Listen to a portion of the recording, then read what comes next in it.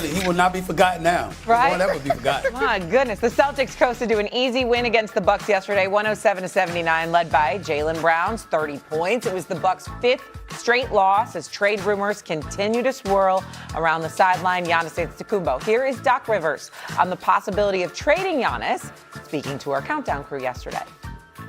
Giannis has said everything that we need to hear, that he wants to be a Buck, he loves the city, and that's all I can go by as a coach right now.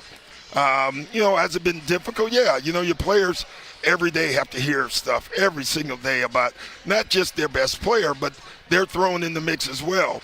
My favorite day of the year this year will be the day after the trade deadline. That'll be my favorite day because I think everyone will be here and we can get to, you know what I'm saying? So I'm looking forward to that. So Doc Rivers' favorite day of the week will be Friday because that'll be the day after the trade deadline.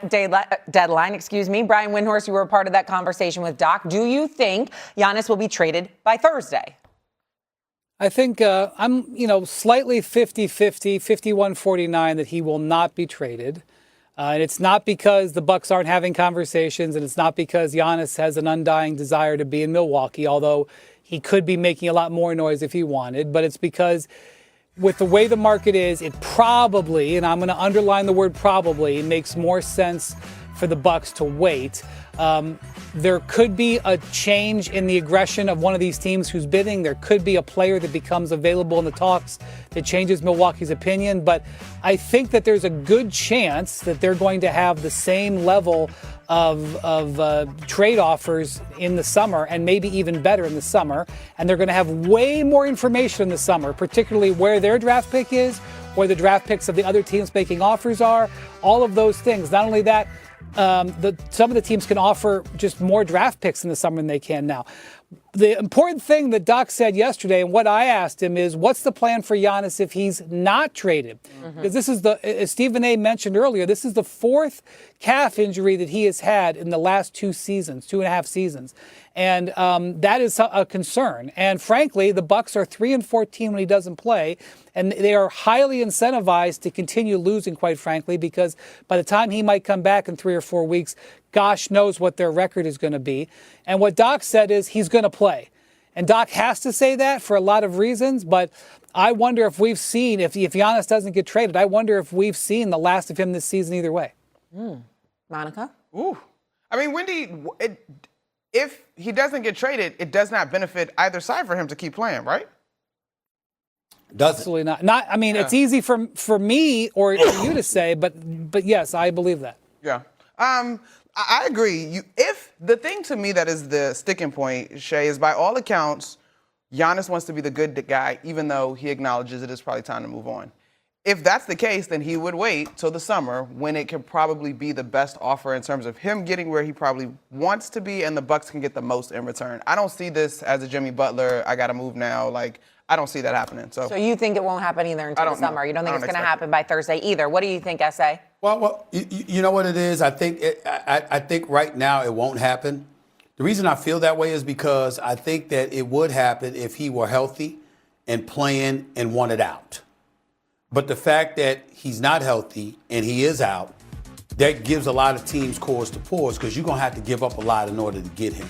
Whether it's in the realm of picks or some blue chip players or whatever, you're going to have to give up something to get Giannis. And you want to make sure that he'll be available for you. And so that's the real situation right now. It's two extremes. A Golden State Warriors team in possession of their next 7 first-round picks. You understand? They've got assets to move. The Minnesota Timberwolves, you don't have any first-round picks, okay?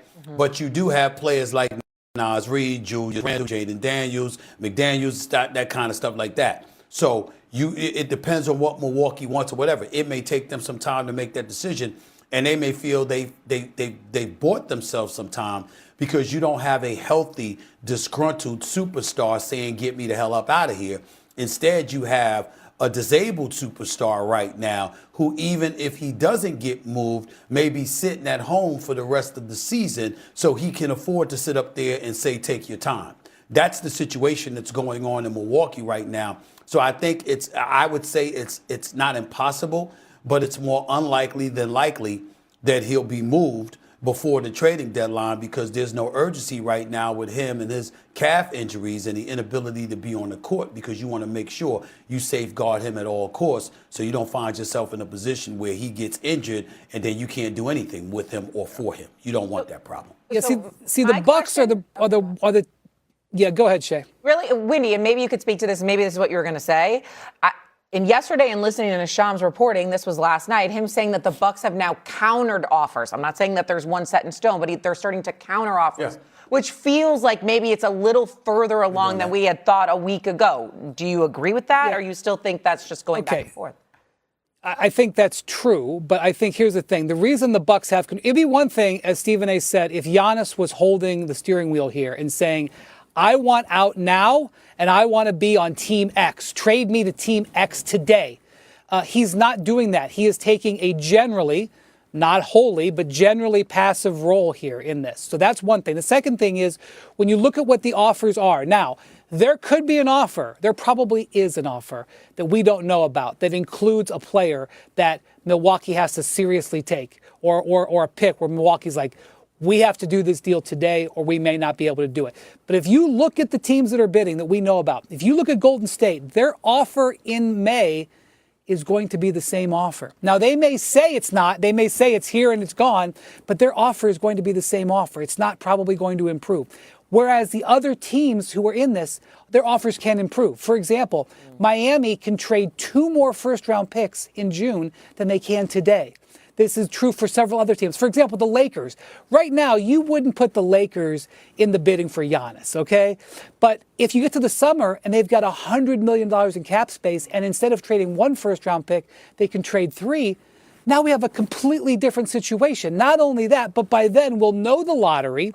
We'll know the players that are in the lottery. The Bucks will know where their pick is. The Bucks will know where everybody else's pick is. So if the offers are probably not going to worsen by the spring, and the offers are only going to get better, and you may have more information, and you're not, Giannis is hurt anyway, and he's not agitating at full power, you do not have to be a next-level logician or analyst to figure out that waiting makes sense, unless the Bucks get an offer by Thursday where they're like, whoa, this offer is so strong, it may not be there in June. Let's reevaluate. And that could happen, but the indications are that time might make more sense. Did you say logician? Whatever. I was just like, is this a new word? I need to learn the new word. If that's what you said, Wendy. It would take logician, okay, according to Wendy, to find Giannis home in the next 48 however many hours until Thursday at 3 p.m. Eastern. All right, thank you very much. The Sixers have now won 3 in a row, but will be without Paul George for 25 games after being suspended by the league. We discuss the impact this will have on Philadelphia next. Plus